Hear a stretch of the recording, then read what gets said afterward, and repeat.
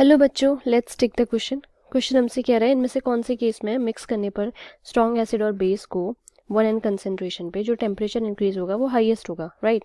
सो हमें 4 ऑप्शंस दिए हुए हैं, वी हैव टू टेल इनमें से कौन से केस में स्ट्रॉन्ग एसिड और बेस का मिक्सचर हमें टेम्परेचर हाईएस्ट इंक्रीज देगा, टेम्परेचर इंक्रीज हाईएस्ट होगा, राइट। सबसे पहले की कॉन्सेप्ट देखते हैं।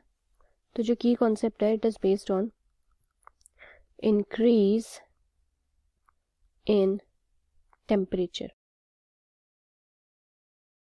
तो देखो, जो टेम्परेचर इंक्रीज होता है ना, इसको मेजर करने के लिए हमें बेसिकली कौन सा लॉ फॉलो करना होता है। We have N1 V1 that is equal to N2 V2, right. यानी कि number of moles of 1 and number of moles of volume of V1 is equal to similarly number of moles of 2 into normality of this is the value, right.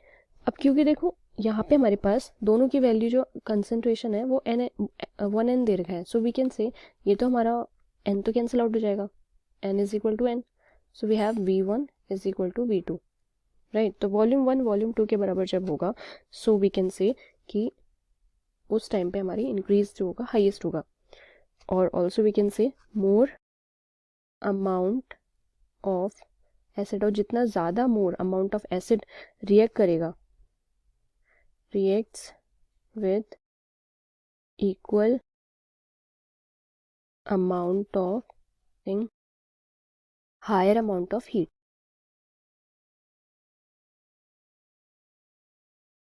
right।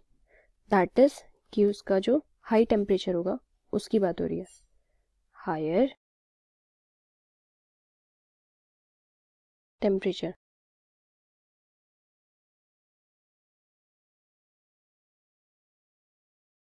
Right. We can say option C will be the correct answer. Y?